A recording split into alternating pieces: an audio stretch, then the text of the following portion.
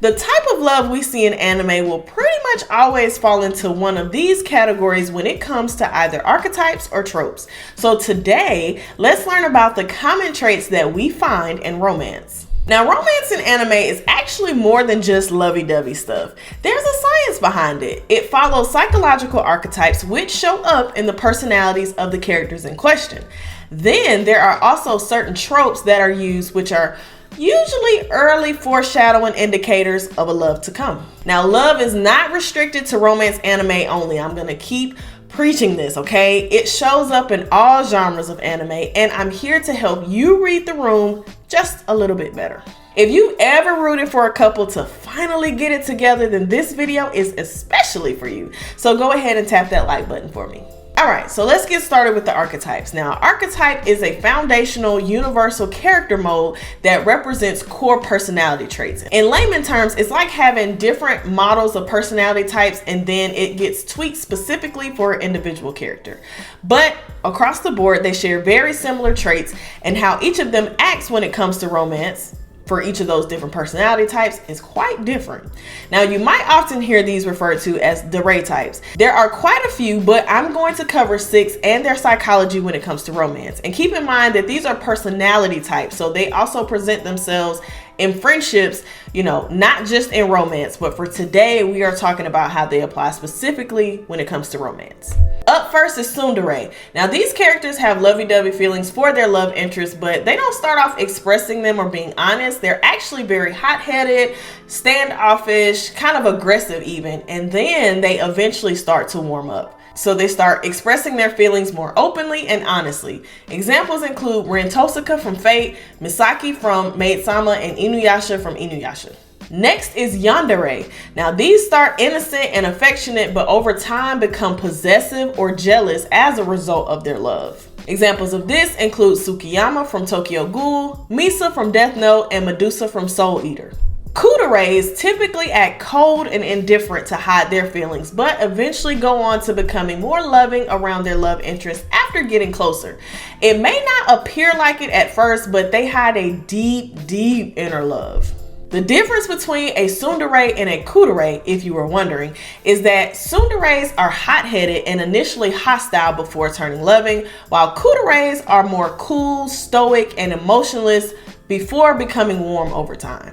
Examples of this include Mikasa from Attack on Titan, Kikyo from Inuyasha, and Todoroki from My Hero Academia. Next, we have Dere. These characters are love-struck, honey. They don't hide their feelings at all. They will make their love interest very known with no hesitation.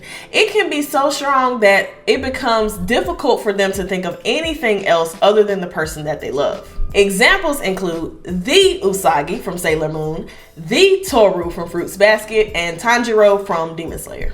Danderes are one of the more interesting types, at least to me. Most of the time they are silent and expressionless, but they do quickly become cute and loving when alone with their love interest. They definitely are more on the shy side, and they don't really go out of their way to talk to people too much. Examples of this include Historia from Attack on Titan, Ami from Sailor Moon, and Kaneki from Tokyo Ghoul Season 1. Himedare and Ojidere. These are the characters who desire royal treatment and want people to worship the ground that they walk on. Himedare are women characters and Ojidere are men characters. Despite starting out demanding and selfish, they eventually grow to be more loving as they fall more and more in love. Himedare examples include Mary from Kakeguryu and Irina from Food Wars. Ojidere examples include Ayame from Fruits Basket and Vegeta from Dragon Ball Z. Now, this is not an exhaustive list of personality types. There are additional types that I didn't cover, as well as subtypes within these broader types. But this is enough just to kind of get us going for stuff that you'll commonly see in most anime. So right now, what I want you to do is comment your favorite personality type and or character. My favorite personality type is Kudere, and character-wise, it's Mikasa out of women and Todoroki out of men. Now, these personality types feed into broader romance archetypes. There's the emotional caretaker. This person expresses love through nurturing, emotional support, and patience. They often prioritize their partner's happiness and healing, even sometimes at the expense of their own needs. Next, you have the stoic protector. This type shows love through action rather than words. They may struggle to express their emotions verbally, but they prove their devotion through protection, sacrifice, and reliability. The tragic lover. Now, this archetype, love and pain are very closely connected. Their romantic journey often involves suffering, longing, or sacrifice, and love becomes something that changes them through the hardship. The devoted loyalist. This type believes that love means commitment above all else. They remain loyal even during conflict, hardship, or emotional distance, often seeing love as a promise that must be kept. The idealist. The idealist views love as destiny or something pure and fated. They believe in soulmates, grand romantic gestures, and the idea that love should feel meaningful and transformative. Now, these describe how love is expressed, not just personality types. So you see it kind of all is starting to flow together. Next, we have tropes. Now, tropes are recurring plot-driven narrative devices or themes. These are themes that you will see across various genres of shows, but they aren't on the character level per se, it's on the plot level. So examples of these include childhood friends. This trope builds on comfort, history, and emotional familiarity. The tension often comes from realizing that long-standing friendship has turned into romantic feelings. Enemies to lovers. Now, I kind of like this one myself, but two characters start off in opposition, often clashing in personality or just ideals. Over time, that tension transforms into attraction as they learn to understand and respect one another. Rivals to lovers is where competition is at the core of their relationship. So mutual respect develops through rivalry, and admiration slowly evolves into romantic interest. Opposites attract. Now, this trope highlights differences in personality, lifestyle, or values. The relationship works because each person balances out what the other lacks. And we see that one a lot in real life. Forbidden love. External forces like family, society, or circumstances prevent the relationship, so the stakes and the resistance makes the emotions feel stronger and more urgent. Slow burn. The romance develops gradually over time, allowing emotional investment to build. Small moments accumulate into a satisfying payoff. Fated love. The story suggests that the characters were always meant to be together. Destiny, prophecy, or coincidence reinforces the idea that their connection is unavoidable. Now, this one goes to my favorite couple, Usagi and Mamoru. Then there's kind of the one-sided mutual. One character develops feelings first, creating an imbalance and emotional tension, and the story follows the shift as the other person eventually reciprocates. This dynamic is one that can kind of verge on control, and I did a video on control in anime, especially in romance anime, that I do think you should check out if you want to watch it. I think it's pretty interesting, but that's a dynamic that can be a little on the toxic side.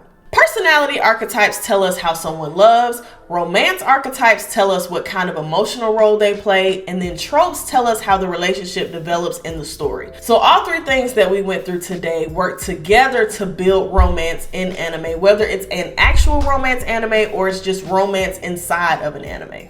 Now, I want to close out with some healthy versus unhealthy portrayals to bring everything together as a way to put these different dynamics into perspective and to see them, in practice.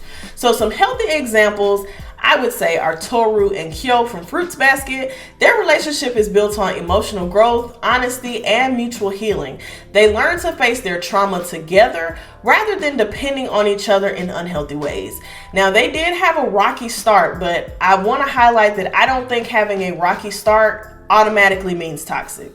Just means a rough start. Usagi and Mamoru. Y'all know I'm gonna plug in Sailor Moon every time I can, right? So their love is based on trust, partnership, and emotional support. Even when separated by conflict or destiny, they respect each other's autonomy. Now, I will say that there are a couple instances in Sailor Moon where it can verge on being kind of like, oh, this might be a little bit toxic, but we have to keep in mind that, especially Mamoru, his goal was always to protect Sailor Moon. So sometimes that meant avoiding her for her own good. So they're another one that wasn't perfect, but they just had some kinks to work out. Unhealthy examples, Misa and Light from Death Note. Now, Misa's love becomes obsession and self-sacrifice, while Light really manipulates her feelings for his own benefit. So their relationship is built on control and imbalance rather than mutual care. And finally, Akito and Kureno from Fruits Basket.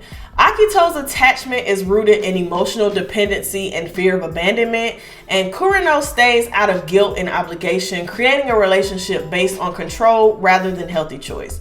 So this is two stark differences between a healthy love that, just kind of has some rough patches and outright toxic. So very, very, very different couples that I've described here. And if you look at those characters too that I described, you will see that they have different archetypes for their personality as well. All in all, I really hope that you enjoyed this video because I enjoyed making it. And if you're new to anime or just looking for new shows to watch, then I'm building out a playlist just for you. So go check that out and make sure you subscribe. When one arc ends, another one begins. See you next time.